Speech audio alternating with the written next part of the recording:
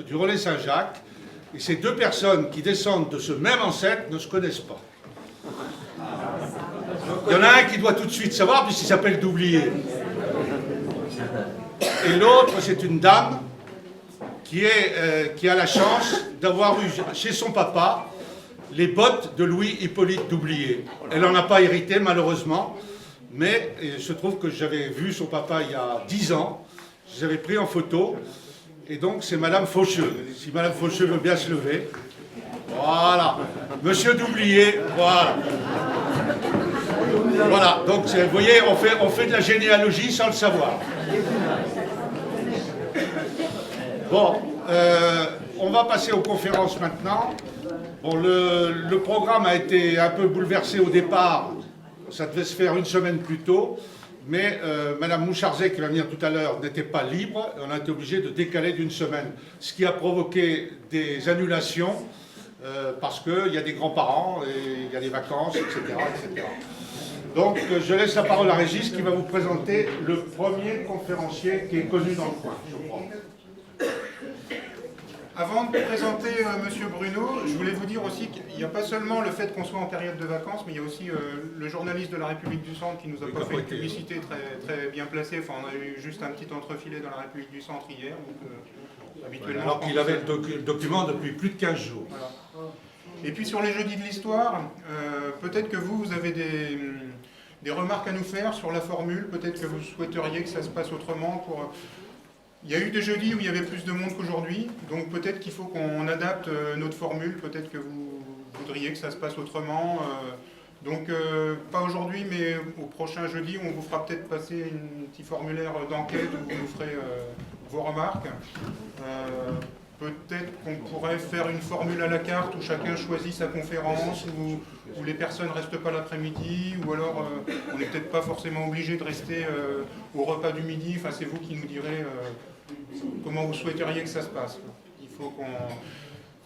Notre public, parfois il y a des gens qui sont malades, parfois il y a des gens qui disparaissent malheureusement, et on doit aller chercher des gens que ça intéresse, les conférences.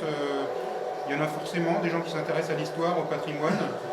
Vous êtes un public fidèle, mais il faut qu'on trouve aussi des nouveaux adhérents. Donc si vous avez autour de vous des gens... Il y a beaucoup d'associations d'histoire locale sur le pays Loire-Beauce, avec beaucoup d'adhérents, mais ces adhérents, ils ne connaissent pas forcément. Donc faites un petit peu de publicité autour de vous, auprès de personnes qui pourraient être intéressées pour venir le jeudi à Tournoisy. Je vais vous présenter donc Antoine Bruno. Vous avez eu le programme de la journée, donc vous savez, vous connaissez le nom des trois intervenants. Donc ce matin, on a Antoine Bruno qui vient nous parler de l'occupation en Pays Loire-Beauce. Donc Antoine Bruno, c'est un historien. Je regarde un petit peu mes notes parce qu'il m'a donné tout à l'heure son pédigré. Il est directeur de collection aux éditions Jourdan, qui est une maison spécialisée dans tout ce qui est histoire contemporaine. Il a un cursus à la fois droit et histoire au niveau de sa formation.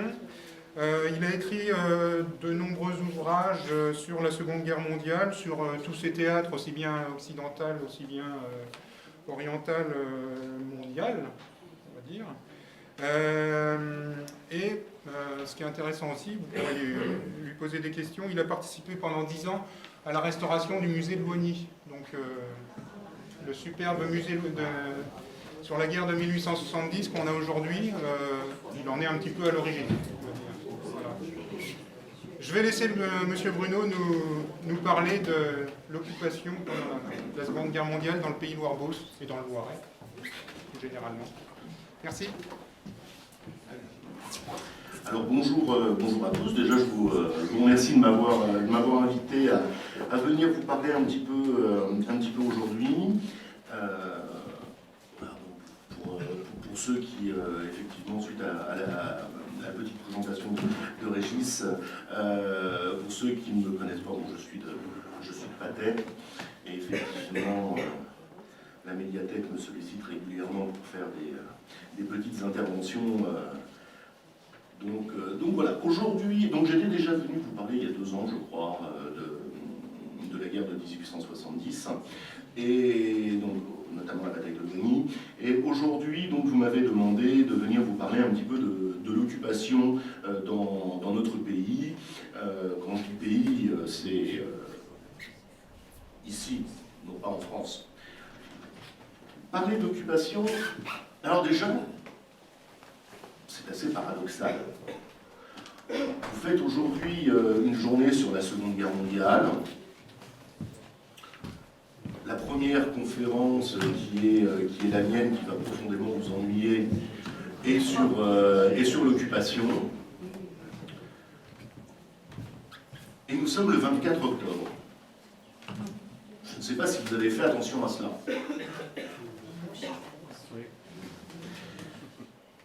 Eh bien, il y a 79 ans, jour pour jour, à Montoire, Adolf Hitler rencontrait le maréchal Pétain. C'était un 24 octobre. Cela faisait à peu près 4 mois que notre région était occupée par les troupes allemandes. J'ai longtemps réfléchi à comment vous parler de cette occupation. D'une part, pour ne pas faire redondance avec les autres conférenciers, et d'autre part, pour vous présenter un petit peu ce qui s'est, pardonnez-moi le mot, mais réellement passé. Le problème de l'historien, aujourd'hui, sur la Seconde Guerre mondiale, c'est que nous sommes, d'un côté, submergés de documentation. Nous en avons dans tous les sens. D'un autre côté, nous avons pléthore de témoignages. Et notre plus gros problème, c'est de faire correspondre les deux. Le plus gros ennemi de l'historien, je vais peut-être vous choquer, mais c'est la mémoire. La mémoire est quelque chose de sélectif. L'historien va utiliser cette mémoire. Ce qui nous est rapporté de façon orale ou de façon écrite. Mais cette mémoire, elle est fragmentaire.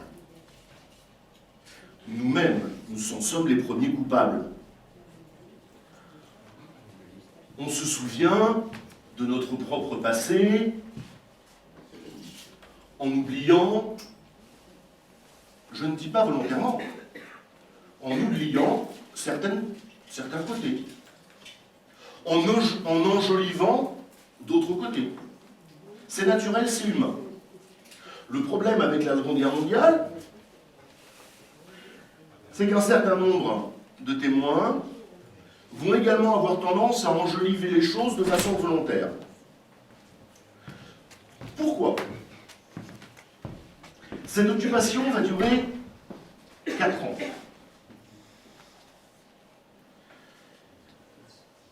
L'historien Jean Amouroux, que vous connaissez certainement, sous-titrera l'un de ses livres « La France, 40 millions de pétinistes, 40 millions de gaullistes ».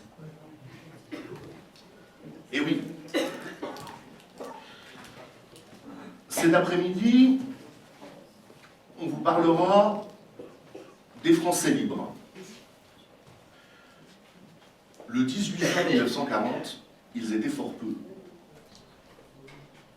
Leur nombre va grossir.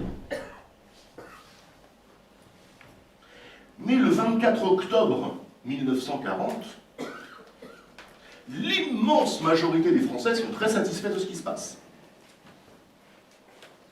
Remettons-nous dans la tête des Français de mai, juin, juillet, août, septembre, octobre 1940. Reprenons le français du 1er mai 1940. qui a la première armée du monde, l'armée française, ne l'oublions pas, première armée du monde, qui a un régime politique avec ses défauts, mais qui est relativement stable. Ça fait 75 ans qu'elle dure, la Troisième République. Elle est passée au travers de la Première Guerre mondiale. Avec une administration, bon je sais nous sommes français, on n'aime pas l'administration, c'est un principe, mais avec une administration qui fonctionne. Avec un pays où tous les jeunes Français reçoivent une bonne éducation, ils vont tous à l'école. Il fait bon vivre en France le 1er mai 1940.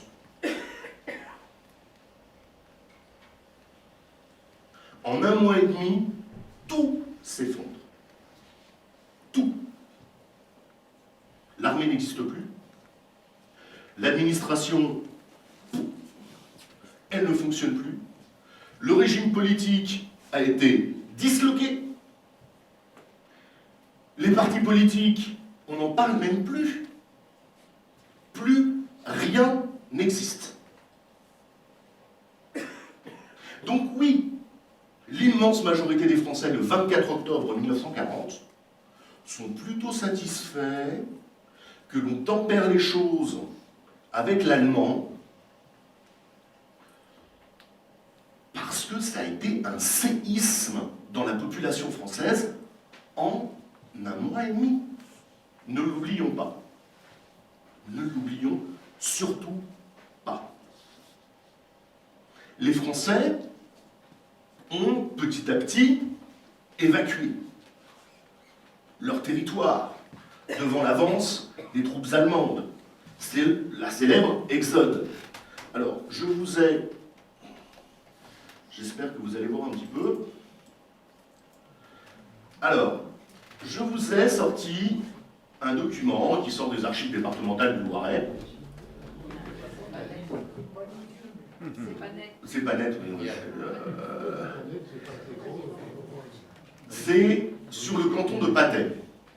En fait, ce qu'il s'est passé, c'est que, comme en 1870, les préfets vont demander à l'intégralité des communes de France de faire un rapport sur ce qui s'est passé au moment de l'invasion allemande. Donc, par canton, toutes les communes vont y aller de leur petit laïus. Là, nous sommes en 1940. Nous sommes en 1940. Donc là, ça concerne le canton de Patay. Donc je vous lis. Brissy, rien à signaler. Bussy-Saint-Liphard, évacuation sur ordre le 15 juin, pillage, un mort accidentel. La Chapelle-Onzerin, rien à signaler. Coince, manque de main-d'œuvre. Gémini, rien à signaler. Orne, 15 juin, évacuation sur ordre, pillage. Et ça continue. Patay, évacuation des enfants de Paris, le 15 juin sur ordre. Un certain nombre d'enfants de Paris avaient été accueillis à Patay. Devant l'avancée des troupes allemandes, ils évacuent. Évacuation sans ordre de 95% de la population, pillage. Saint-Péraville-la-Colombe, rien à signaler. Saint-Sigismond, 15, 16, 17 juin, évacuation de la population, 17 juin, arrivée des Allemands. Tournoisy, rien à signaler. Pas de service administratif du 16 au 23 juin. Ville-en-Blain, rien à signaler, si c'est 2 morts accidentelles. Voilà le rapport officiel des mairies du canton de Patay sur l'invasion de la mi-juin 40 dans notre secteur. Si on doit synthétiser en 3 mots ce qui s'est passé lors de l'invasion, rien à signaler.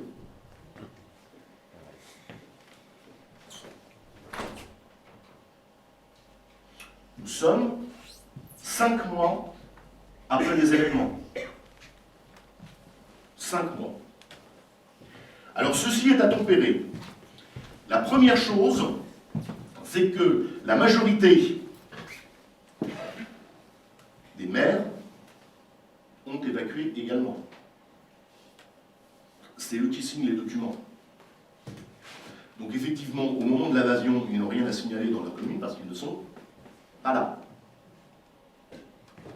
Ils sont en exode. Patay nous dit très bien, 95% de la population évacuée. C'est pas grand monde.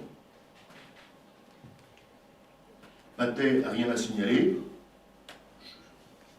Je dis juste, un soldat français est mort à Patay le 16 juin 1940, abattu par les soldats allemands. Rien à signaler. Voilà l'état d'esprit dans lequel l'occupation va s'installer. Autre chose, tout à l'heure je vous parlais des partis politiques. Les partis politiques n'existent plus. Encore une fois, c'est un séisme, ce mois et demi de campagne de France. Alors aujourd'hui, il est facile, vous entendez régulièrement dans la presse, la gauche a collaboré, la droite a collaboré, un tel a collaboré, un tel a collaboré. Oui. Oui, les partis politiques n'existent plus. Du passé, pour paraphraser l'International, du passé faisons table rase, voilà ce qui s'est passé en juin 1940. Voilà ce qui se passe avec la signature de l'armistice le 22 juin 1940. Table rase du passé est faite. Les hommes politiques, qu'ils soient de droite ou de gauche, entrent pour une partie dans le gouvernement. Il ne s'agit pas encore de collaboration dans le sens où nous l'entendons nous aujourd'hui. Mais ces hommes politiques, qui, j'ose l'espérer pour la plupart, entrent avec l'espoir ou l'idée de redresser la France, vont très vite tomber dans la collaboration dans le sens où nous l'entendons aujourd'hui, c'est-à-dire dans le sens d'une collaboration active avec les troupes d'occupation.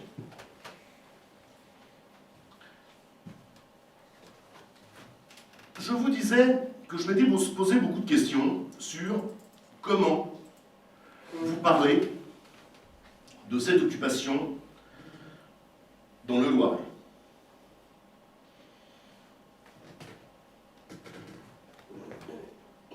C'est pas chose facile. Le Loiret, déjà, est un département avec des réalités complètement différentes. Que nous soyons Beauceron, je vous rassure, c'est mon cas. Hein. Mon arbre généalogique remonte en 1500. Le premier né que j'ai identifié, il naît à Termini. Ça se passe bien. Comme tout Beauceron, je suis un grand voyageur. Ma famille a quitté Termini pour aller à Begnaud. De Begnaud, maman a été jusqu'à Janville. Moi, je suis venu à Patay, j'ai fait une halte quand même à Tillé-le-Péneux. Le chemin était long. Donc, comment vous parlez de cette occupation dans le Loiret? Avec des réalités, encore une fois, extrêmement différentes. La Beauce, c'est plaine. La Sologne, c'est arbres. Au milieu, la Loire. J'aurais tendance à dire, nous avons un avantage, pour en parler, c'est que l'intégralité du Loiret était en zone occupée. Déjà, nous n'avons pas la ligne de débarcation qui nous coupe en deux. Mais des réalités profondément différentes. De la même façon qu'en septembre-octobre 1940, la préfecture a demandé au maire de faire un rapport sur ce qui s'était passé lors de l'invasion, en 1945 et 1946, un service très particulier est mis en place par les SRPJ, Services Régionaux de Police Judiciaire. Il y a un service qui est à Orléans. Ce service s'appelle le service des crimes de guerre et des pillages. Il va exister jusqu'en 1948. Ce service est chargé d'établir un questionnaire. Voilà, malheureusement, c'est pas terrible. Un questionnaire de 4 pages. Vous avez donc une partie, les questions, une autre colonne, les réponses. Qui sont envoyées. Ce questionnaire est envoyé dans chacune des municipalités du Loiret. Donc aujourd'hui, mon propos ne va pas être de vous parler de l'occupation de façon, comment dirais-je, empirique, mais de vous parler de l'occupation d'après le rapport de ces maires. Parce que ça, si je puis dire, c'est un document officiel. Document officiel qui engage la responsabilité, à l'époque, des mairies. Notamment sur une question toute bête,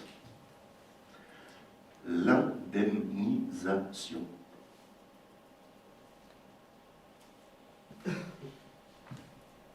Qui dit pillage,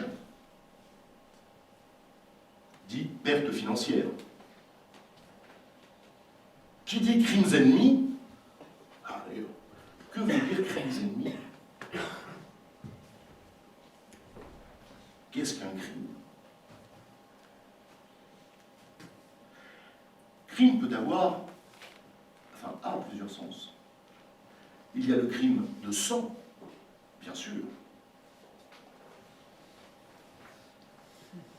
Mais il y a aussi tous les autres crimes. Les viols, les spoliations, les incendies.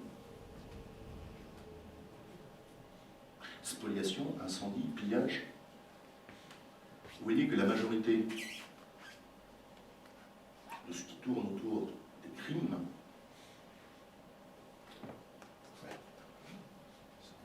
nécessite indemnisation. Donc ce rapport est en fait extrêmement important, puisque c'est ce qui va conditionner les indemnisations de tous les habitants de chaque commune qui ont déposé des dossiers de demande d'indemnisation. Revenons à la catégorie pillage. Qu'est-ce qu'un pillage?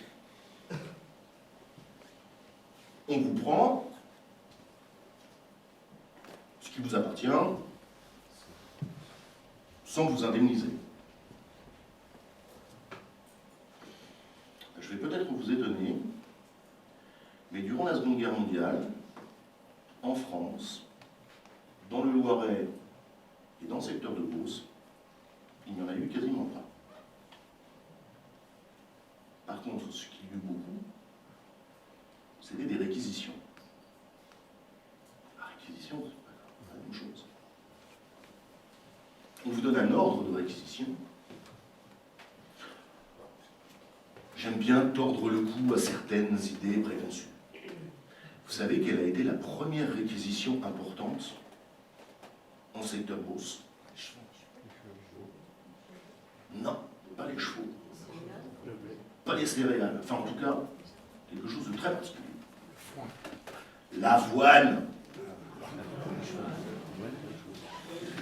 L'avoine. Tout à l'heure, je vous disais que l'armée française était la première armée du monde en 1939-1940. Je vous assure que c'est vrai. Contrairement à l'image que l'on véhicule aujourd'hui, l'armée française était bien supérieure à l'armée allemande. l'immense majorité de l'armée allemande était à cheval. Ils avaient très peu de chars. La seule chose, c'est qu'ils avaient une tactique offensive complètement différente des Français. Nos chars, notamment le char B1, surclassaient l'intégralité des chars allemands, de très très loin. C'était le meilleur char de la campagne de France. Et on en avait beaucoup. Le seul problème, c'est que dans la conception française du char, le char n'est utilisé que comme artillerie à moteur. Donc un canon qu'on peut déplacer.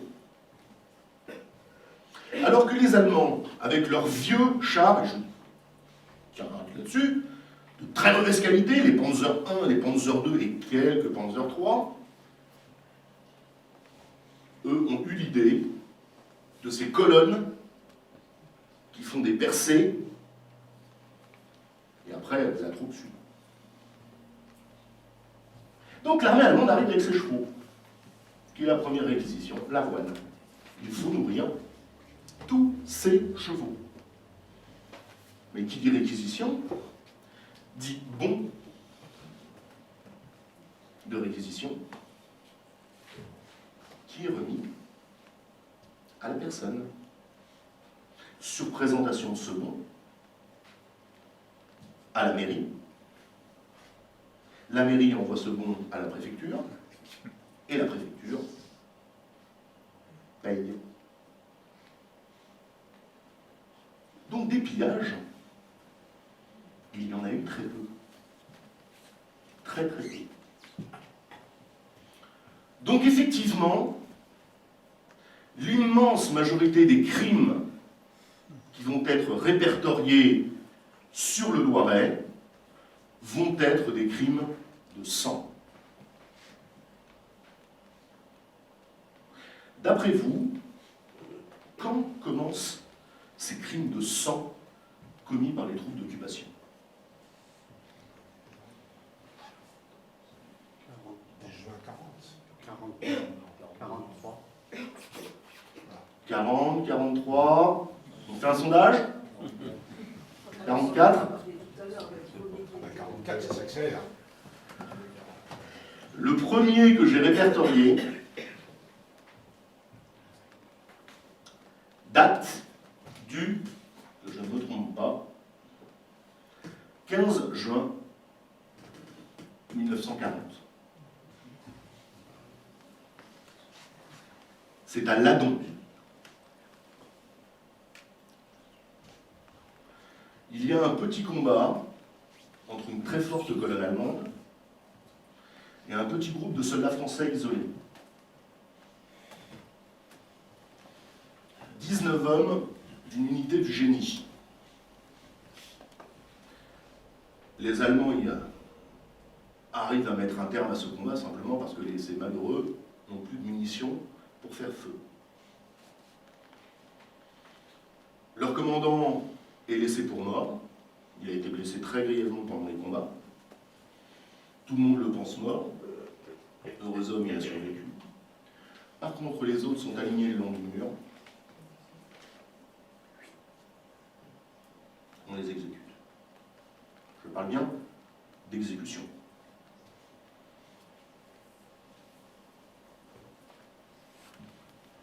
Qui a commis ce crime? On n'en sait rien. La seule chose dont on est certain, c'est qu'il ne s'agissait pas de troupes SS. C'était des soldats réguliers de l'armée allemande.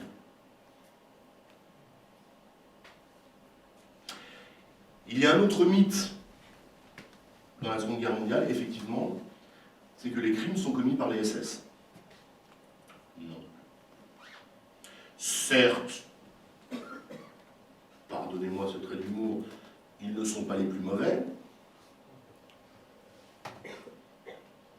mais ils sont très loin de faire la majorité des crimes.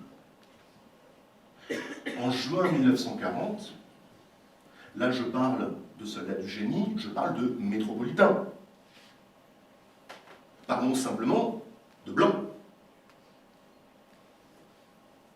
Si en plus, ils tombent sur une unité de Sénégalais, alors Sénégalais c'est un terme générique dans l'armée française, de Sénégalais ou d'Africains du Nord, alors là, on n'hésite plus. En 1940, lors de l'invasion, il n'y avait que 2 divisions SS en France. 2. Elles n'étaient pas nombreuses. L'immense majorité étaient des troupes régulières. Donc voilà comment commence l'occupation. 2 choses, réquisition, et on fait quand même profil bas parce qu'on entend parler de ces soldats français qui sont placés le long d'un mur et qu'on exécute. Celui de Patay, on sait qu'un soldat français meurt. Il y en a un qui meurt aussi, juste, c'est là ? Oula. Il y en a un autre qui meurt juste à l'angle de la rue de Patay, à Tournoisy. Pour le Sénégalais, parce que c'était un Sénégalais qui était à la rue de Patay là-bas. À la rue du Moulin, c'était un Algérien. Voilà, donc là-bas c'était un Sénégalais. Bon, il a fait feu, hein, on est certain, donc il y a eu une riposte, il est mort dans les combats. Pour celui de Patay, on n'a pas tellement d'informations, vraisemblablement, vu le nombre de balles qui ont été retrouvées dans son corps, il est assez peu probable qu'il soit mort pendant un combat. Donc les gens voient ça. Et c'est ainsi que la peur s'installe. Dès l'invasion.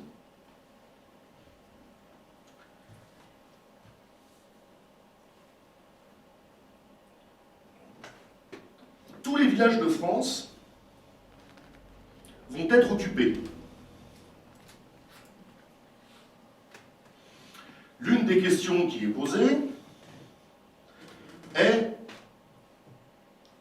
des troupes allemandes ont-elles séjourné dans votre commune lors de l'invasion? Pour les communes du Loiret, à 95%, oui. Il y a quelques communes, je vous assure, elles n'ont pas vu l'ombre d'un casque allemand durant toute la guerre. Elles sont rares, il y en a quelques-unes. Rien vu. Patay, par exemple, des troupes ont séjourné dès l'invasion. Réquisition. Un petit peu de pillage, quand même un peu. Mais très peu, mais un peu quand même. Mais ces troupes ne vont pas rester très longtemps. C'est ainsi que dans cette période de 4 ans d'occupation, en fait, nous pouvons y trouver 3 périodes successives. La première, la période de l'invasion, grosso modo jusqu'au mois de décembre 1940, où là, les troupes allemandes séjournent effectivement dans les villages. Elles vont, elles viennent, restent 15 jours ci, vont 15 jours ailleurs. À partir de décembre 1940, grosso modo, elles désertent entièrement le territoire. Elles vont se concentrer dans des zones bien particulières. Nous en connaissons bien évidemment une ici, la base aérienne de Brécy. Pendant le reste de la Seconde Guerre mondiale, les villages vont être occupés quelques jours, une petite semaine, mais très rarement par des troupes de passage, les troupes allemandes préférant très largement cantonner entraîne. Pourquoi? Au début, non, pas sécurité. Ensuite, oui. Au début, pas pour des questions de sécurité. Le soldat allemand ne doit pas côtoyer la population française.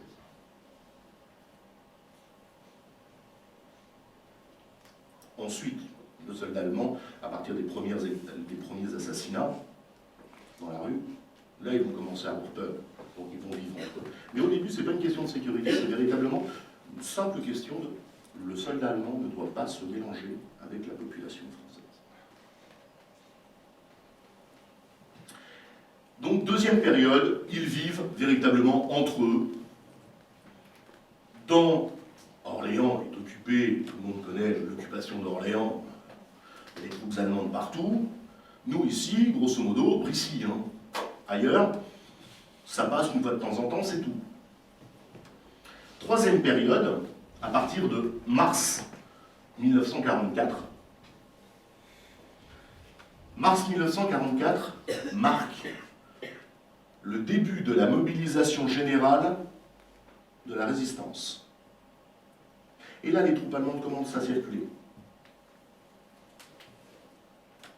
Parce qu'elle fait la chasse. La chasse aux résistants. 3 périodes d'occupation complètement distinctes pour des raisons complètement différentes. Alors, tout à l'heure, je vous disais, la peur s'installe, les soldats français fusillés, la peur s'installe. Mais à partir du moment où vous n'avez plus d'Allemands, vous n'avez plus peur. À partir du moment où vous ne voyez plus l'ombre d'une croix gammée, la peur devrait s'effacer. Non. Parce que s'installe autre chose. Quelque chose de terrible.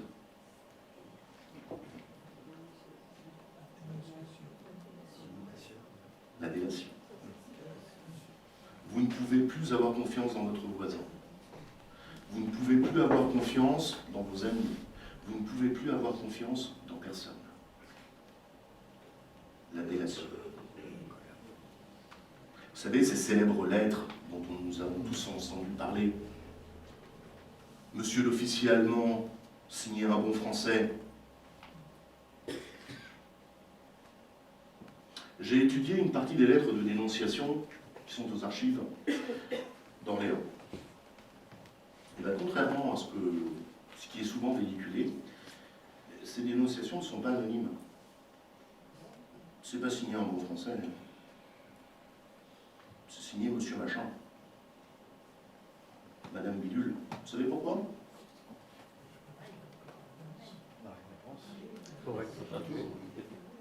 La récompense. Si vous signez un bon français, qui est-ce qui va toucher la récompense?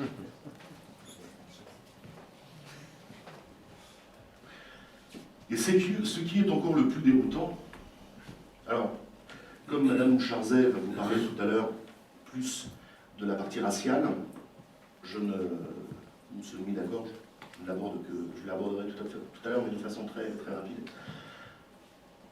Donc je n'aborde pas les dénonciations raciales. Mais alors le nombre de dénonciations, mon voisin égoïste, mon voisin écoute la BBC, enfin la radio Londres. Pour être franc, l'armée allemande n'en tient même pas compte. Ils en ont tellement qui arrivent, qu'à partir du moment où c'est simplement mon voisin égoïste ou mon voisin écoute la BBC, alors s'il n'y a pas de fait avéré, ils n'en tiennent même pas compte. Ce qui est relativement déroutant, c'est que lorsque vous prenez les lettres de dénonciation de 1945,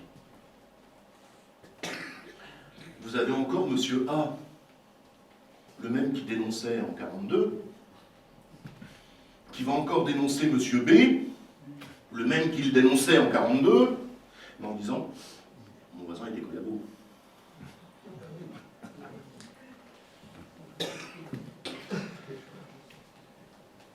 Et c'est pas si anecdotique que ça, il y en a énormément. Donc oui, elle est là, cette peur. Elle réside simplement dans le fait que vous ne pouvez plus avoir confiance en personne. n'importe qui peut vous dénoncer. Pardon? Donc cette peur, c'est véritablement avec cela, avec elle, que le français de l'occupation va vivre. Et le deuxième problème, que nous avons assez peu connu en campagne, il faut l'avouer, c'est le ravitaillement. Nous avons cette chance de vivre en campagne. Mes grands-parents avaient cette chance de vivre en campagne. Ils n'ont pas tellement souffert au niveau du ravitaillement. Ma grand-mère me racontait toujours que de temps à autre, un soldat allemand passait pour réquisitionner des œufs. Et ma grand-mère lui répondait toujours que les poules n'avaient pas pondu. Les poules n'avaient pas pondu pendant 4 ans. C'était des poules très patriotes. Traumatisées. Donc effectivement, le ravitaillement, c'est quelque chose, on voit ces photos, on a tous vu ces photos avec ces colonnes de personnes qui font la queue pour recueillir quelque chose. En campagne, on a assez peu souffert de cela, sinon au niveau de la viande était un problème, oui. Mais sinon, de façon générale, on en a assez peu souffert, puisque nous avions les jardins. Et on s'en sortait à peu près bien grâce à cela. Par contre,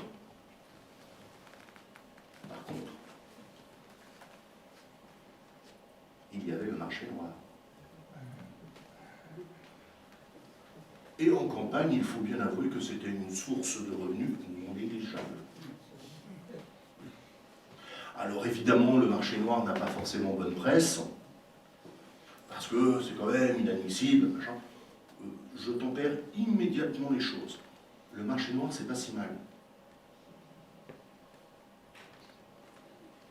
Le marché noir a permis à une partie de la population de pouvoir manger.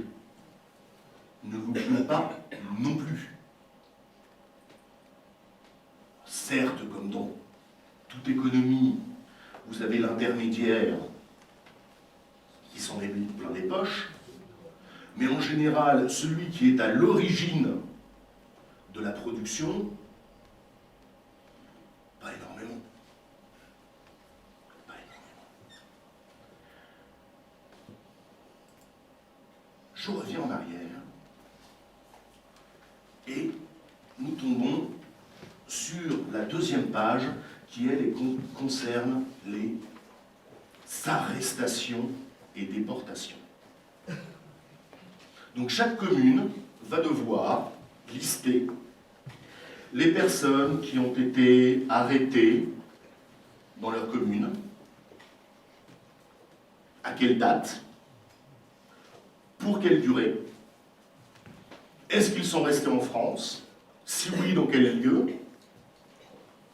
est-ce qu'ils ont été déportés, si oui, dans quel lieu, est-ce qu'ils sont revenus de déportation. La déportation est un univers en lui-même. La déportation est quelque chose d'extrêmement large. Certes, il y a les déportations raciales, qui sont des déportations qui n'ont qu'un seul but. Nous sommes bien d'accord. Supprimer, éliminer, exterminer. Ensuite, vous avez les autres déportations. Alors, vous avez les déportations que l'on pourrait appeler pour cause réelle. C'est ironique. Les témoins de Jéhovah, les homosexuels. Il ne s'agit pas de déporter ces gens-là pour qu'ils disparaissent. Il s'agit de déporter ces gens-là pour les rééduquer. Donc, vous voyez, c'est quand même gentil. Et surtout pour les faire travailler. Gratuitement.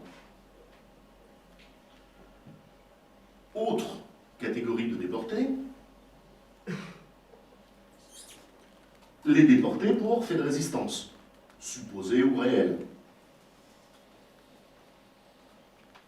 Deux catégories dans ces déportés, chose que l'on oublie bien souvent aujourd'hui. La catégorie de déportés pour fait de résistance qui doit travailler, d'ailleurs, ce qui est assez comique, si je puis dire, c'est que ces déportés-là sont condamnés. Il y a une condamnation d'un tribunal. 4 ans de travaux forcés, 1 an de travaux forcés. Bon. On dépend dans un camp de concentration, non? Et il y a une autre catégorie. Une catégorie dans laquelle il n'y a pas de jugement, c'est déporté. Par contre, 2 lettres. N. N. Martin Nebel. Nuit et brouillard. Des gens, vous savez ce que revêt l'expression nuit et brouillard? Le fait disparaître sans aucune trace. Voilà. Ce n'est pas le fait de les faire disparaître qui est important. C'est que surtout, leur disparition ne doit laisser aucune trace. Et il y a une catégorie de déportés que l'on oublie toujours. Avez-vous une idée de laquelle ça peut être?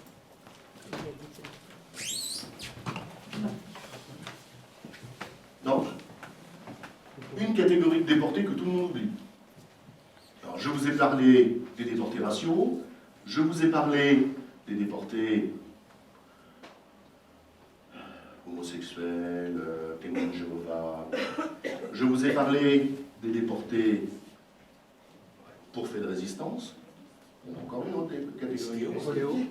Pardon? Politique. Non, STO, ils ne sont pas déportés. Politique. Politique, c'est fait de résistance et ça rentre dans cette catégorie-là. Merci. Les droits communs.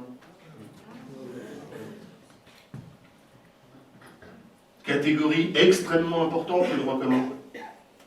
Parce qu'en déportation, dans l'univers des camps de concentration, dans l'enfer des camps de concentration, quel est le premier supplétif du gardien? Le droit commun. Donc, lorsque, dans le questionnaire qui est rempli par les maires, il vous est mentionné un déporté, eh bien, on ne sait pas pourquoi. Il a été déporté. Mais on ne sait pas pourquoi. Ensuite, très rares sont les questionnaires dans lesquels figurent les motifs de la déportation.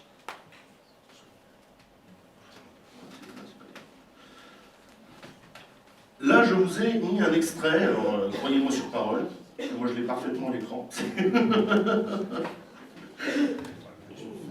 Je vous ai mis un exemple de réponse de questionnaire pour la commune de Gidy, qui a eu 3 arrestations. Monsieur et Madame Bourgon et l'abbé Viossa.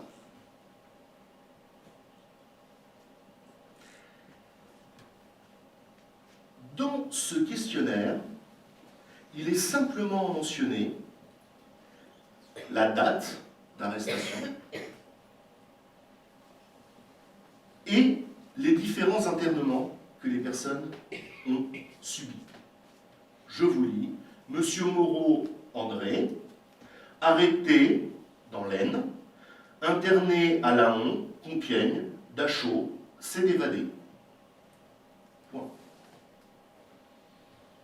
Monsieur Lucien Bourgon, instituteur, arrêté le 19 juin 1944, interné à Orléans, Compiègne, Buchenwald, décédé à Lippstadt.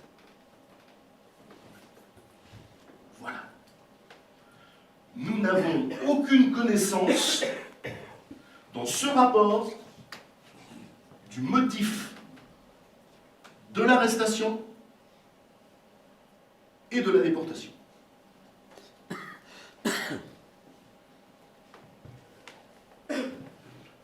Pour ceux qui ne connaissent pas, connaissez tous l'histoire de l'instituteur?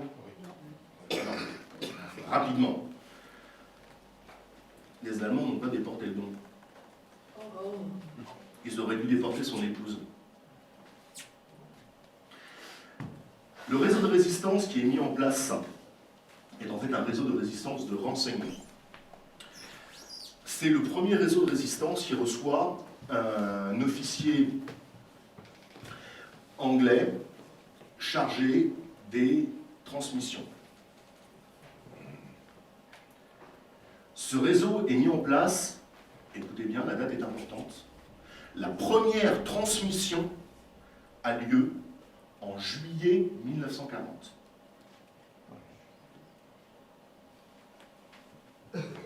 Où est M. Bourgon à l'époque? Il est prisonnier de guerre. Il ne revient que fin 1941 en France. Est-ce que c'est lui? C'est son épouse qui a mis tout le réseau en place. Les Allemands fonctionnent encore lorsqu'ils arrêtent en 1944. Certes, son époux va aider son épouse dans la résistance, là n'est pas le problème. Mais le chef du réseau, c'est l'épouse.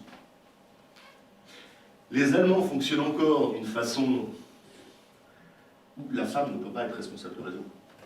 C'est impossible. Donc, on arrête la femme, le mari, le fils, mais on libère la femme et le fils, on garde le mari. Ça ne peut être que lui le responsable. Non. Il était membre du réseau, mais le responsable, c'était son épouse. Petit aparté. Donc, lorsque nous sommes dans ces déportations, eh bien, je me suis... Et Viossa. Pardon? Viossa. Et Viossa, en fait, il aidait madame. En fait, le réseau est mis en place véritablement par madame, avec l'aide du curé. Ils font partie du même réseau. Il a été libéré ou il a été ils sont morts déportés? Non, il a été déporté. Non, il a été déporté. Les hommes sont déportés. Les hommes sont déportés. Il y a quelque chose qui m'a beaucoup frappé lorsque j'ai étudié tous ces rapports.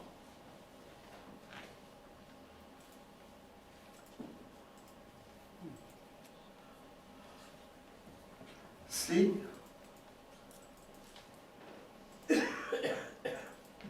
sais pas si vous voyez.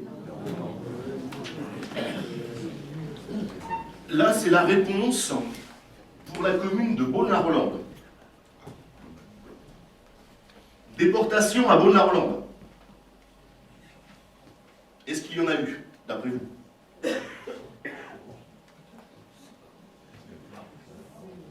Quatre.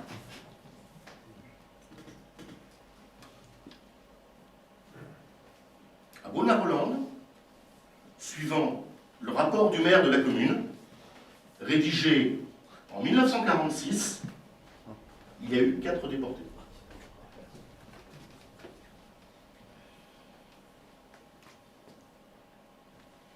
J'ai été très étonné. Rassurez-vous, j'ai été voir Pithiviers. Pithiviers étant une ville un peu plus grande, il y en a eu 8.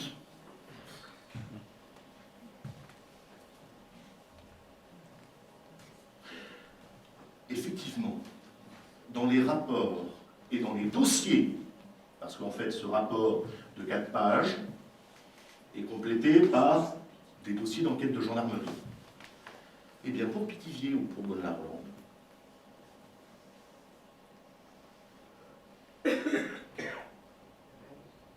il y a eu très peu de déportés dans ce cas. Très très peu. Pardon? Les conscrits et Pithiviers. Les conscrits, oui, il y a les conscrits. Oui. Mais c'est tout. Nulle part n'est fait mention de l'existence des camps de Beaune et de Pithiviers. Jargeau, c'est compréhensible puisqu'il n'y a pas eu de départ de Jargeau.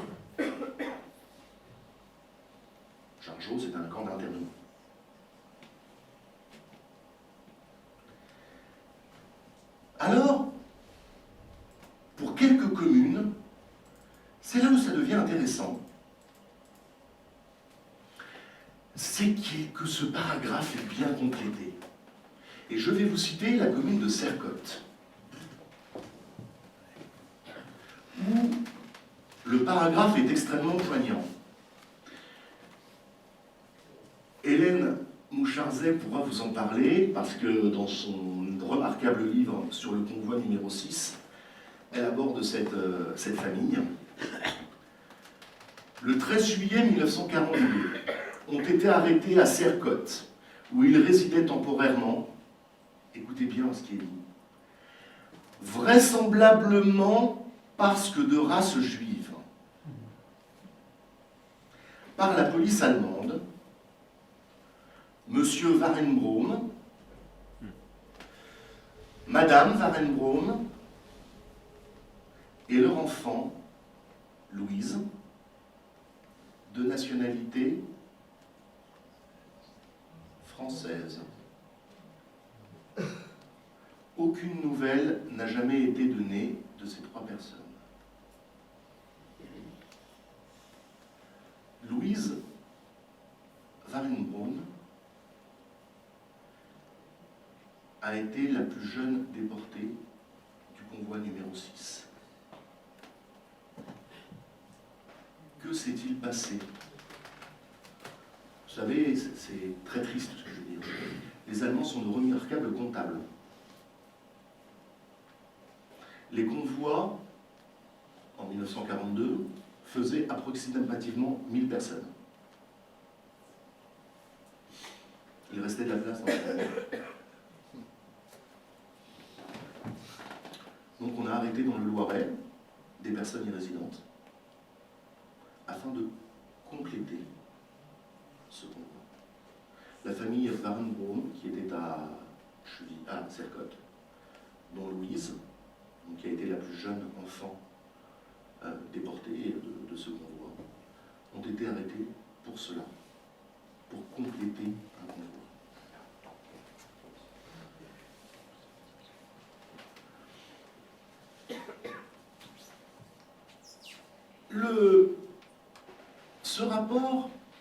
Ces rapports des maires indiquent également, alors là c'est Charsonville, mais c'est pareil, moi je mets parfaitement l'écran, mais je pense qu'il doit y avoir un problème, enfin, il pourrait remonter une fois. Donc,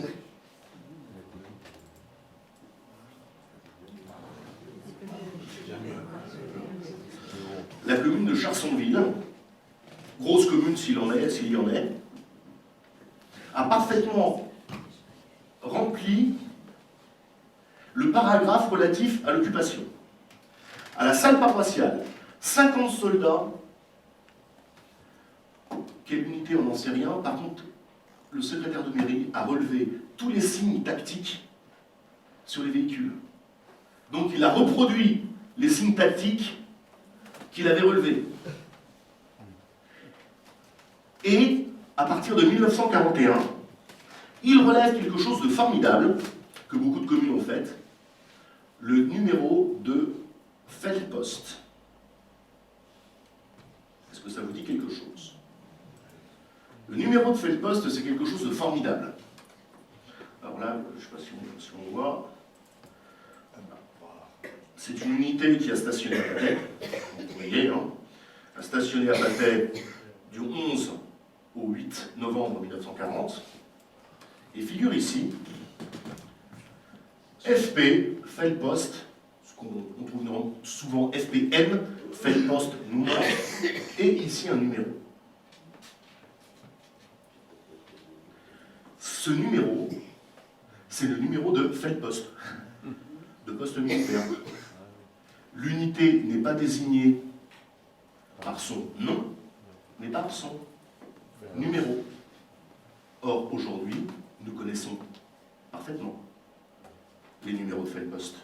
En 1944, 45, 46, lorsque les procès ont lieu, le problème c'est qu'on ne les connaît pas. Donc beaucoup de crimes vont être, entre guillemets, excusés parce qu'on ne connaît pas les numéros de Feldpost. Petit aparté, Maillet, village de Maillet, vous connaissez tous parfaitement. Pour ceux qui ne connaissent pas, petit Oradour-sur-Glane, dans l'Indre-et-Loire. L'unité n'a jamais été identifiée. L'autre jour, je travaille sur les archives départementales de Lorraine. Je téléphone à mon ami qui est responsable de la Maison du Souvenir. Je lui dis, mais dis-moi, ce document, tu l'as pas? Je lui dis, il me dit, si, bien sûr, je l'ai ce document. Je lui dis, mais sur ce document, tu as le numéro de Felpost.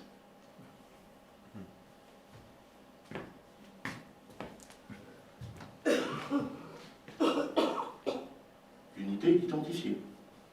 Aujourd'hui. Ce document, nous l'avons depuis 1944.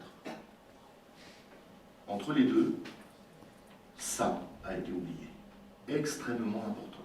Le numéro de Felpost. Par exemple, celui-ci, cette unité qui a passé 2 jours à Patay en novembre 1940, était attribuée à la 5e compagnie du 344e régiment d'infanterie. Voilà. Ces numéros changeaient régulièrement. Donc en plus, il faut avoir le suivi. Aux différentes époques, la même unité n'a pas le même numéro de Felpost. Pour pouvoir évidemment brouiller les pistes. C'est comme aujourd'hui, l'armée française, pas seulement aujourd'hui d'ailleurs, avec les SP, secteurs postaux. Comme ça, on ne sait pas à qui on écrit, on ne sait pas où on écrit. Même chose avec les Felpost. Donc, beaucoup de crimes auraient pu être identifiés grâce à cela. Alors après, pour vous expliquer un petit peu simplement ce que contiennent ces rapports, et ce qui est intéressant, c'est par exemple pour la commune de Patay. Lorsqu'on demande au maire en 1945, quel est le fait important qui s'est passé dans votre commune durant la guerre, qu'est-ce qu'il répond? L'explosion du train. Le train de munitions. Non. Pour les habitants de Patay, en 1945, le fait important qui s'est déroulé pendant la guerre, c'est le pillage de la maison de retraite en juin 1940. Aujourd'hui, cet événement pour nous est complètement oublié. En 1945, ce n'était pas l'explosion du train qui était mise en avant, c'était le pillage de la maison de retraite. qui est devenu la construction. De façon très peu de temps en fait. Pareil, la commune de Sougy. Un événement a été oublié. Un avion français qui s'est écrasé dans les champs. En juin 1940. 6 militaires français sont morts. Il revenait d'une mission de bombardement de l'Allemagne. Il avait été touché. Il n'a pas pu aller jusqu'à Brissy. Et dans toutes les communes, comme ça, vous avez des événements qui ont complètement été oubliés, soit dont ce sont les événements dont nous on se souvient aujourd'hui, mais qui ne sont même pas mentionnés dans le rapport, soit des événements qui, déjà en 1945-46, sont déjà oubliés, ou en tout cas, ce n'est pas l'événement prégnant qui doit rester. Ah oui, il l'a mis en boîte de conserve, hein, c'est marqué là. La mémoire, c'est les souvenirs en conserve. Il avait refermé la boîte de conserve. Ouais. C'est quand même bizarre de voir que ça a été très sélectif, ce qu'ils nous ont dit. Exactement. Exactement. C'est pour ça justement que j'ai choisi de baser mon propos que je vous fais aujourd'hui sur ces rapports. Parce que l'historien, encore une fois, ne peut travailler que sur des écrits. Donc, si je fais, entre guillemets, un travail d'historien, je ne vais pas dire sélectif, ce serait méchant, mais axé. Quel va être mon propos? En Beauce? Rien. 3 mots. Rien à signaler. Critique des sources. Exactement. Le seul problème, c'est que justement, comme je vous disais dès le début de mon propos, sur la Seconde Guerre mondiale, les sources sont extrêmement nombreuses. Extrêmement. Et partout. Vous en trouvez véritablement partout, les sources. Par exemple, un événement à Bussy-Saint-Liphard, les personnes de Bussy. Qu'est-ce qui s'est passé le 3 juillet 1944 à Bussy? Après la libération, ça. Non. Ah oui, non, c'est pas La libération, c'est c'est 15 août.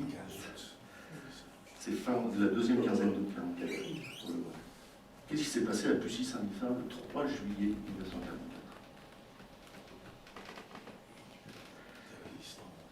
Non. 20 hommes de la commune ont été pris comme otages. 20 hommes de la commune pour Bussy-Saint-Liphard. C'est pas Orléans.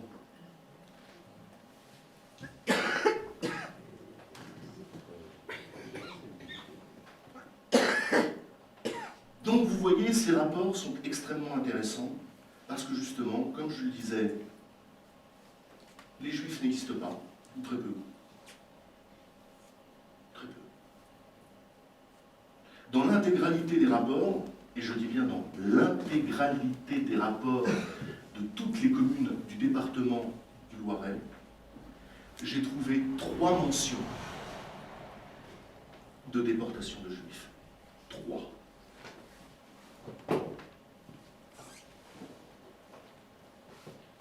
Alors certes, la famille Varin-Rhône, comme nous en parlions tout à l'heure, et comme il est indiqué dans le rapport, elle n'était pas originaire de Sercotte. Cette famille aurait pu passer inaperçue. Non, quelqu'un, le secrétaire de mairie, a relevé. Dans la commune de Beaune-la-Rolande, une famille de Beaune-la-Rolande a été déportée.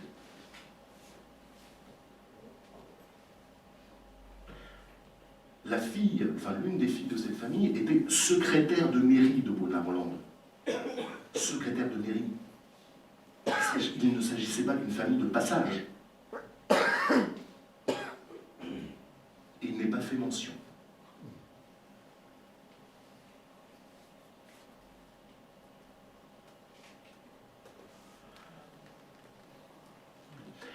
Voilà ce que je voulais vous dire en se basant justement sur ces questionnaires, sur l'occupation dans le Loiret et dans notre secteur. Donc si vous avez des questions, n'hésitez pas. Oui? Combien de maires ont été maintenus en Beauce Oui. ou dans le Loiret et combien ont été remplacés? Alors à quel moment? Pendant toute la guerre. Pendant toute la guerre. Alors en fait, il y a deux périodes importantes. C'est-à-dire l'arrivée du gouvernement de Vichy, Oui, là, il y a eu. voilà, où là, l'immense majorité des maires sont maintenus. C'était des maires ruraux qui, pour leur grande part, n'étaient pas politiques. Donc l'immense majorité des maires sont maintenus. Hormis quelques exceptions, où en fait c'est les autorités allemandes qui demandent à ce que les maires soient démis parce qu'ils collaborent de mauvaise grâce avec l'occupant. On est sur une dizaine de maires qui vont être démis suite à des demandes expresses des autorités d'occupation. En 1944, après la libération, là par contre, nous avons une 60aine de maires qui sont démis. Parce qu'ils ont collaboré un petit peu trop de bonne grâce avec, mais on est plus sur des maires citadins ou de gros bourgs que sur des maires de village. Et ils ont été réélus, la plupart. Non, la plupart n'ont pas été réélus. La plupart des maires démis en 44 n'ont pas été réélus. Non, mais ceux qui n'ont pas été démis. Ah oui, oui. Oui. Ah oui, ceux qui ne sont pas démis, oui. Là, j'ai en tête un maire qui avait 70 ans en 1940. Il avait 75 ans en 1945. Il est réélu. Hein. Donc, voilà.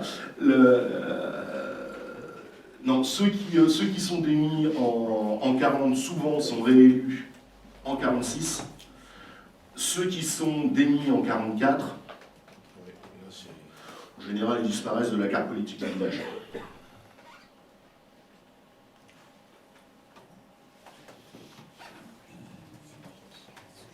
D'autres questions? Oui. Monsieur Bies. Il y a quelque chose qui me gêne un peu dans votre discours. Vous dites, en tant qu'historien, vous rabattez sur les faits, Oui. les écrits, hein, Oui. ce que je comprends parfaitement Oui. et que me paraît tout à fait normal. Mais en face, vous nous mettez un jugement qui peut être personnel, entre guillemets, en disant, ah oui, mais le fait le plus important qui n'a pas été cité, c'est l'avion qui est tombé avec six soldats. Alors, c'est un fait connu, hein, et qu'on trouve quelque part, dont on a les informations. Hein. Alors, cette balance-là me gêne parce que c'est aussi un fait qui est connu, écrit, enfin, avec tout ce que l'on veut. Alors, Non, alors... moi j'ai vraiment la suspicion Non, il y a, que les maires ont retenu leurs écrits. Non, pas du tout. Pas du tout. Je me suis peut-être mal exprimé, mais non, c'est pas du tout ça. C'est qu'en fait, c'est le fait, dans ces questionnaires, ce qui m'a justement intéressé, c'est que c'était le fait qui, pour eux, était important en 45. C'est pas qu'ils taisaient le reste, c'est que voilà ce qu'ils retenaient de la période. Et donc, dans beaucoup de questionnaires, en fait, vous êtes, notamment pour la copine de Sougy, puisque c'était le cas, ce qui est retenu, c'est rien. Rien du tout. Si vous voulez. De la même façon pour Patay, comme je disais, vous interrogez n'importe qui à Patay aujourd'hui, c'est l'explosion du train. Ah oui, c'est ce qu'il a dit. Voilà, c'est l'explosion du train, c'est évident. C'est évident. Or, lors de l'établissement du rapport en 1945, c'est pas l'explosion du train qui est retenue, c'est le pillage de la maison de retraite. Parce que c'est ce qui avait à l'époque, certainement, marqué le plus les esprits. Voilà, c'est ce qui avait marqué le plus les esprits parce que on ne pille pas une maison de retraite. Voilà, si vous voulez... Pardon ? Entre 40 et 44, c'était pas le même Non. Ça avait changé. Et c'est ça qui est justement intéressant dans ces rapports, c'est que ça nous donne une photographie. En 1945-46, en fait, ces rapports sont retournés entre le premier qui est retourné date de juillet 45 et le dernier de juillet 46. Donc pendant un an, en fait, toutes les communes du Loiret vont retourner ces questionnaires. Ce qui est intéressant, justement, c'est que c'est une photographie de ce que les gens dans les mairies ont retenu de la période. Mais ça, ce sont les questionnaires. C'est pour ça que je me suis empressé tout à l'heure de vous dire que le questionnaire n'est qu'une partie du dossier de chaque commune. Parce que ensuite, vous allez avoir les enquêtes de gendarmerie, les dépositions des gens à qui il a pu arriver quelque chose, les rapports concernant les actes de résistance, les rapports concernant les actes de collaboration. Mais ça, c'est la partie enquête gendarmerie. Si vous voulez, par exemple, il y a une ligne dans ce rapport, dans ce questionnaire, pardon, où il est mentionné est-ce que des habitants de votre commune ont fourni quoi que ce soit aux occupants. Oui, mais ça dépend des conditions. Si c'est la réquisition ou si c'est le pillage. Ou si c'est le marché noir, pardon. Voilà. Voilà. Donc ensuite, lorsque vous allez avoir une commune qui a dit « Monsieur Tartampion a fourni aux autorités d'occupation ». Derrière, vous allez avoir l'enquête de gendarmerie qui va dire « Monsieur Tartampion a été réquisitionné par une unité de char parce que son garage était le seul garage de la commune et qu'ils avaient un char à réparer, donc ils ont réquisitionné le garage pour réparer le char et puis point barre. Et puis après, dans d'autres rapports, vous avez, oui, enfin lui, Monsieur Tartampion, il accueillait très volontiers les occupants à sa table. Et ça, c'est le rapport, l'enquête de gendarmerie qui va venir derrière. Le rapport, lui, c'est véritablement une photographie qui nous est donnée de ce que les gens qui ont rempli ces dossiers, enfin ces questionnaires, ont voulu donner. C'est pas, je ne mets pas une échelle de valeur par rapport aux événements. Je dis juste que certains événements ne paraissaient pas importants à l'époque. Or, pour nous, ça va être l'événement qui va être le plus important. Quand je citais tout à l'heure les communes de Beaune, de Beaune-la-Rolande ou de Pithiviers, si vous lisez le rapport, de façon brute, sèche, les camps n'ont pas existé. C'est pas pour la personne qui a rédigé le rapport en 1945-46, ce n'était pas un événement important pour la commune. Pour nous, aujourd'hui, ce que l'on va retenir de l'histoire à Beaune-la-Rolande ou à Pithiviers, c'est effectivement ces camps. Donc, ce n'est absolument pas une mise en accusation de ceux qui ont rédigé les rapports, mais bien plutôt un constat de cette photographie qui est faite dans une année, en 45-46, des événements, de ce que les gens ont, entre guillemets, envie, dont on se souvienne. De la même façon, tout à l'heure, je parlais de Ladon et de ces malheureux militaires français qui ont été fusillés sur le bord de la route. Dans le rapport, il est simplement mentionné 17 tombes de soldats français dans le cimetière. Parce qu'on demande en fin de rapport, est-ce qu'il y a des tombes françaises, est-ce qu'il y a des tombes allemandes, est-ce qu'il y a des tombes d'inconnus, est-ce qu'il y a des tombes de civils, simplement. Et là, il met, oui, effectivement, 17 tombes de soldats français. Il n'est pas fait mention dans le rapport du fait que 17 soldats français aient été fusillés par les autorités allemandes. Ça dépend énormément des communes. C'est pour ça que j'ai également voulu pointer du doigt une commune qui m'a beaucoup intéressé, justement, c'est Sercotte. Parce que c'est l'une des rares communes qui va dire, ben voilà, nous on avait une famille qui était venue se réfugier chez nous et qui a disparu du jour au lendemain. Est-ce que c'est pas aussi parce qu'on demande à la municipalité les faits qui correspondent au territoire propre, que ce soit le train ou que ce soit ces soldats fusillés, ils ne sont pas d'ici, le train passe, les soldats... Non, c'était véritablement ce qu'il s'est passé sur le territoire de la commune. Dans les rapports, vous avez par exemple la mention là je vais prendre l'exemple de tout ce qui s'est passé en forêt d'Orléans, avec notamment le maquis de Loris. Au maquis de Loris, toutes les personnes qui sont tombées au maquis, il y en avait très peu originaires de Loris. Il y avait énormément de jeunes Parisiens. Ils sont tous listés. D'ailleurs, savez-vous qu'il y avait un jeune de Patay? Le malheureux est complètement oublié. Alors lui, il a eu la chance de passer au travers. Il était lieutenant FFI. Il faisait la liaison, justement. C'est lui qui était chargé de ramener les étudiants parisiens à Loris. Et il est arrivé tard la veille, et donc il a couché avec avec 2 étudiants qu'il ramenait dans un hôtel. Et ils ont été cueillis dans la nuit dans cet hôtel. Il a été déporté. Il a survécu de déportation. Et en sortant de déportation, étant lieutenant FFI, il a intégré l'école de Saint-Cyr. Donc il a été diplômé de Saint-Cyr et il est mort en Indochine. Voilà, mais voilà, dans les rapports, il était véritablement demandé ce qui s'était passé sur le territoire de la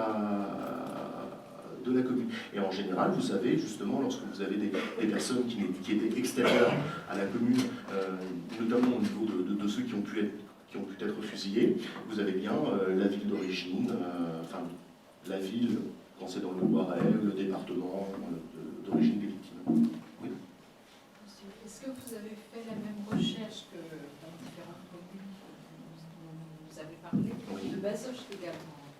Oui. Oui, parce qu'il est bien connu à Bazoches qu'un des habitants qui était notaire, Ouzillo il était résistant. Évidemment, il y avait des rencontres dans sa maison clandestine, et finalement, ça a été su, il était déporté, il est mort en Auschwitz.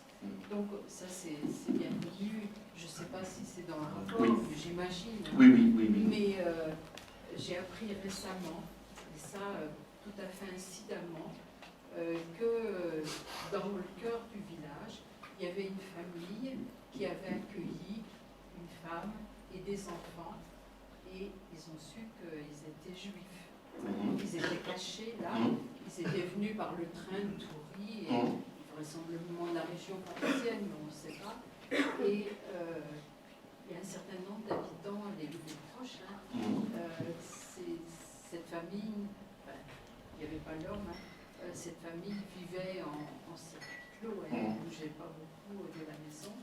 Et un jour, ils ont disparu.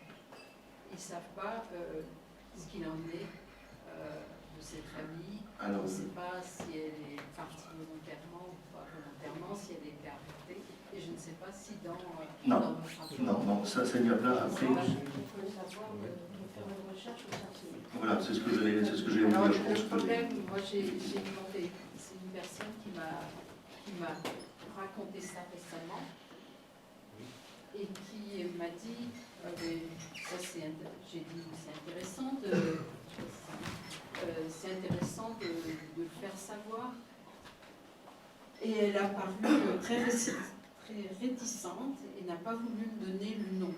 Mais elle est âgée, il va falloir que j'agisse sur elle pour qu'elle donne le nom, pour qu'on puisse se retrouver éventuellement. Donc c'était une mère avec 2 enfants, je crois. Oui, je pense qu'effectivement, le service sera certainement... Oui, en effet, c'est quelque chose qu'on peut, si on a le nom, au moins le nom et un petit peu plus d'éléments, on peut faire cette recherche au CERCIL. Donc je vous invite en effet à essayer de la convaincre au moins de donner ce renseignement-là. Et je voudrais simplement dire que ce cas-là n'est pas totalement isolé, puisqu'on retrouve encore maintenant, ça renvoie à ce que je voulais dire, encore maintenant, alors cette fois-ci, dans la mémoire d'enfants, de petits-enfants de rescapés, qui savent que l'approche a été cachée dans une famille, et parfois, alors on pouvait, quand on était un enfant juif, on pouvait être caché, j'en parlerai tout à l'heure, mais soit totalement, c'est-à-dire qu'il fallait dissimuler son nom, etc., soit avec la complicité, parfois d'un village entier, enfin, on en parlera tout à l'heure, mais on retrouve encore actuellement, il y a des familles qui cherchent des descendants des familles qui les ont cachés. Et il y a encore, vous savez que l'État d'Israël décerne une médaille qui est la médaille des justes, c'est la seule décoration de l'État d'Israël, qui est attribuée à des non-juifs qui ont sauvé, au péril de leur vie, un des juifs. Et il y a encore de remise des médailles des juifs actuellement. Au CERCIL, on l'a fait encore. Je peux ajouter que cette personne m'a dit que les enfants allaient à l'école. Ils allaient à l'école et pour ne pas être soupçonnés juifs, ils allaient au catéchisme dans la paroisse. Alors, je reviens à une autre histoire, toujours à Bazoches, par cette même personne qui m'a dit qu'elle avait vu passer, quand elle était jeune, plusieurs personnes de la commune qui étaient menottées, etc., et qui ont disparu aussi. Bon, il faudrait qu'on creuse un peu ce... Oui, juste pour dire en continuité à ce que vous venez de dire, c'est qu'il y a des enfants qui ont été cachés, mais vraiment cachés, c'est-à-dire qu'il fallait que personne, même dans les voisins très proches, ne suppose que cet enfant, par exemple, était juif. Et on a des témoignages d'enfants cachés de l'époque qui disent à quel point ça a été, parce qu'il a fallu qu'ils non seulement changent d'identité, mais qu'ils se persuadent eux-mêmes, enfants, qui ne s'appelaient plus, s'appelaient, etc., qui s'appelaient Georges, etc., c'est-à-dire qu'il y a eu presque, enfin, psychologiquement, ça a été très compliqué, un changement d'identité, parce qu'il fallait surtout pas, on faisait répéter les enfants, pendant toute la etc., pour être sûr qu'un gamin comme ça ne se trompe pas. Et alors, en effet, ils allaient à l'école, et peut-être sous une autre identité. Ah ben complètement, c'est ce que je viens de dire, ils changeaient de nom. Ils changeaient de nom complètement. Et c'est pour ça que c'est peut-être compliqué de les retrouver. Mais en plus, pour cacher le fait qu'ils suivent, ils allaient au catéchisme en effet. Et ça aussi, on a beaucoup de témoignages d'enfants de l'époque, d'enfants cachés de l'époque, qui disent que bon, ils ont été au catéchisme, parce qu'ils étaient enfants, et puis ils ont continué après la guerre. Et après la guerre, ça a été un problème quand certains ont retrouvé leur famille. Et il y a des exemples célèbres du Finali, enfin bon, Merci à tout le monde. 5 minutes de pause pour qu'on mette en place la suite. Merci, monsieur Bureau.